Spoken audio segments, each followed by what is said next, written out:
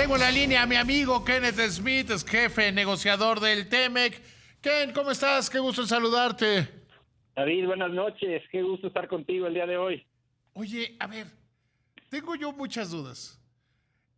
El presidente López Obrador sacó una expresión setentera de Estados Unidos, Canadá y México van a sustituir importaciones. Hasta habló de la creación de un grupo y todo eso. ¿No se está refiriendo al nearshoring? Sí, es un tema que llamó la atención, yo creo, a todos los que estamos metidos en temas de comercio internacional y economía, cuando en el contexto de la cumbre de líderes, donde hubo un anuncio por parte de los tres mandatarios en el sentido de crear un grupo de trabajo para buscar oportunidades para atraer inversión a América del Norte, aprovechar el fenómeno de nearshoring y desarrollar capacidades en sectores de manufactura avanzada como semiconductores, baterías, etcétera. El presidente López Obrador toma la palabra y dice que el grupo se va a enfocar en un esquema de sustitución de importaciones para América del Norte. Y pues esto es incorrecto, porque al final de cuentas, si analizamos lo que es la sustitución de importaciones, las políticas que se implementaron en los 60s y 70s, impulsadas por la CEPAL, para cerrar las economías y que se enfocaran en supuestamente darle oportunidad a las industrias domésticas de crecer, o sea, viendo al comercio como un juego suma cero donde es malo importar, pues estos conceptos setenteros no aplican hoy en día en un entorno de libre comercio de América del Norte y en un mundo globalizado. Pues queda claro que si vamos a triunfar en esta carrera por la competitividad va a ser a través de generar capacidades, política industrial en México que permita generar las condiciones que atraigan inversión, y si desarrollamos esa inversión y esa producción en México, pues necesariamente vamos a dejar de depender tanto de Asia para insumos para estos sectores. De lo que no se está hablando es de erigir barreras comerciales, es decir, generar barreras comerciales como en los años 60 y los 70. Entonces sí, llamó mucho la atención ese comentario. Sí es raro, ¿no? O sea, porque además, desde tu punto de vista, ¿crees que puede estar eso en la intención de Estados Unidos y de Canadá? O mejor, o que es más parecido a buscar cómo desarrollamos buenos negocios. Canadá ha sido muy insistente en hablar de las nuevas tecnologías, los combustibles menos contaminantes. Eh, no, como que no me hace sentido. Ni Canadá ni Estados Unidos van en esa dirección. Ese tema de crear una especie de fortaleza norteamericana suena más a lo que impulsaba la propia administración Trump. ¿Te acuerdas que inclusive en la negociación del TEMEC trataron de meter una cláusula para que ninguno de los países del TEMEC pudiera negociar con China? Es decir, metiendo restricciones sobre la relación de los países norteamericanos con otras regiones.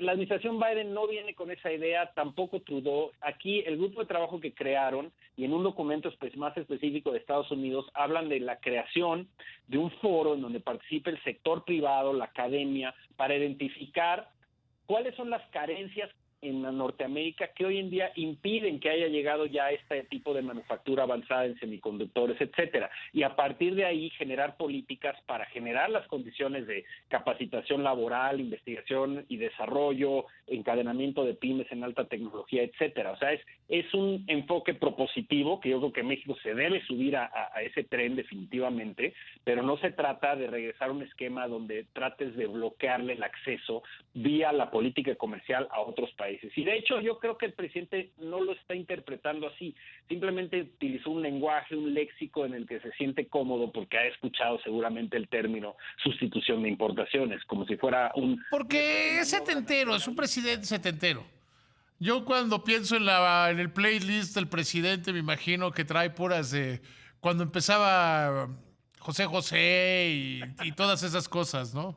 Cat Stevens y demás. Sí, sí, sí, eso cuando se pone internacional. Oye, a ver, y esto me lleva a otro punto. Hoy ya sale oficialmente que México y Canadá ganaron el panel en materia de automotriz. ¿Qué significa? Mira, es de verdad un resultado muy importante para México. Fue la primera demanda bajo TEMEC, bajo el mecanismo de solución de disputas de Estado a Estado que presenta México, junto con Canadá, argumentando correctamente que Estados Unidos estaba interpretando erróneamente el cálculo del valor de contenido regional de los vehículos. Y en ese sentido, lo que estaban haciendo con una maniobra de contabilidad es básicamente dificultar que las armadoras en México pudieran alcanzar ese 75% del valor de contenido regional. Era básicamente una maniobra que eliminaba arbitrariamente una flexibilidad para cumplir con el valor de contenido regional en el tratado, y era tratar de buscar obtener a la mala lo que no lograron en la mesa de negociación, es decir, un valor de contenido regional que en la práctica sería cerca de 85 o 90%. El panel le dio la razón a México y a Canadá, señalan que lo que está plasmado en el texto no es lo que está reflejando Estados Unidos en su interpretación, y es interesante, porque ahora que emitió el informe final, tienen 45 días Estados Unidos para ya sea retirar la medida o negociar una compensación con México. Entonces, ya dijo Estados Unidos que está decepcionado por el resultado del panel, pero que trabajará con México y con Canadá.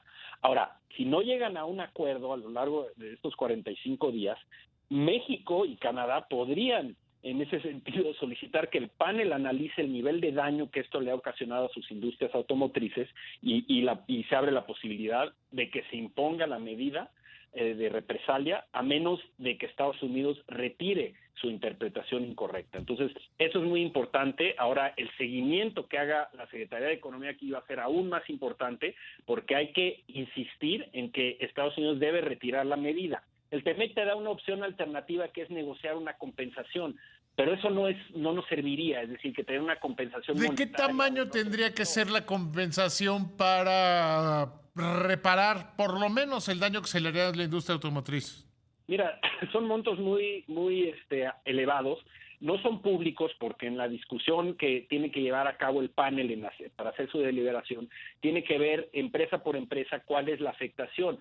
Y el tema de si Estados Unidos, con esta interpretación errónea, regresa al cabo de 2 años y cacho que vienen exportando vehículos bajo el TEMEC, esas empresas, y le dice, debido a mi interpretación, me debes $1,000 millones en aranceles retroactivos, pues imagínate, o sea, para cada una de las armadoras sí podemos estar hablando de cantidades importantes. Imposible saber en este momento cuánto, pero si no retira Estados Unidos la medida, con base en lo que dijo el panel, entonces entramos en esa dinámica donde México y Canadá le pueden solicitar al panel que analice el monto del daño, y que entonces, en un plazo más o menos de 90 días a partir de ese análisis que lleve a cabo el panel, México pudiera imponer represalias. Entonces sí es un tema importante en un sector vital para el TEMEC.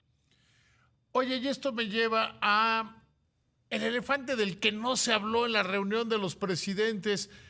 ¿Es como interpretamos muchos una señal de que no hay arreglo y que va a haber pleito en el sector eléctrico?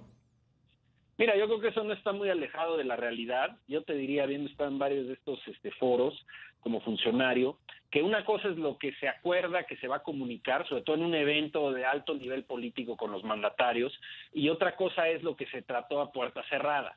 Entonces, ya desde el viernes pasado, el primer ministro Trudeau había adelantado que el tema energético iba a ser uno de los temas principales en la mesa, también Estados Unidos. Entonces, yo te puedo asegurar que se trató a puerta cerrada, ya sea a nivel de los mandatarios o con los ministros, y que claramente lo que vimos después de meses y meses de consultas es que no fueron capaces de llegar a una solución técnica que pudiera ser anunciada en un anuncio político de los líderes. Y para mí eso es una mala señal, porque si no eres capaz de llegar en una cumbre de líderes a un arreglo a nivel de los mandatarios, quiere decir que el tema está varado, y probablemente quiere decir que en las próximas semanas, si no hay algo muy sorprendente, Estados Unidos y Canadá, pues ya estamos ahora sí al borde de que nos pidan este panel de solución de controversias de energía, que sería muy grave.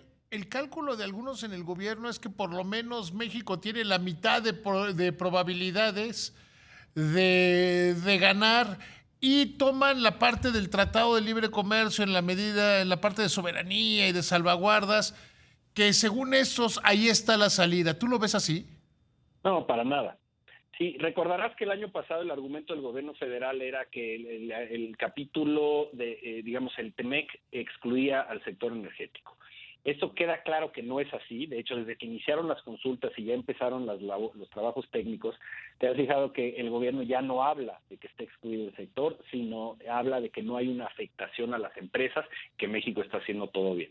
La realidad es que un panel, al analizar el impacto de la ley de industria eléctrica, la ley de hidrocarburos, los cambios a las reglas de comercio exterior, va a encontrar que hay violaciones a los capítulos de inversión, de empresas propiedad del Estado, de acceso al mercado, posiblemente también del medio ambiente. Entonces llevamos una alta probabilidad de perder ese caso. O sea, ahí sí no, yo no creo que haya vuelta de hoja. La probabilidad de perderlo es muchísimo más alta de un 50%, yo te diría que está más cerca del 80 o 90%, como están las cosas hoy en día, a menos de que por la vía del diálogo México esté dispuesto a ceder, no nada más en los temas administrativos que se pueden resolver con una cuestión, una instrucción de CNE, por ejemplo, en temas de lo del diésel, que hay una discriminación en contra de los privados y a favor de Pemex, pero con los temas centrales, es decir, los cambios legislativos que se le tendrán que hacer a la ley de industria eléctrica y a la ley de hidrocarburos para que se deje de discriminar en contra de empresas que bajo nuestro régimen constitucional actual sí pueden participar plenamente en la generación de electricidad. Hay que seguir porque yo estoy convencido, mi querido Ken, que este asunto se nos va a complicar y se nos va a complicar muchísimo. Gracias por tomarme la llamada. Te agradezco muchísimo, David. Te mando un abrazo. Y hazlo extensivo a tu papá, por favor. Con muchísimo gusto. Muchas gracias. ¿Anda bien? ¿Anda feliz? Sí, ahí anda. Qué bueno.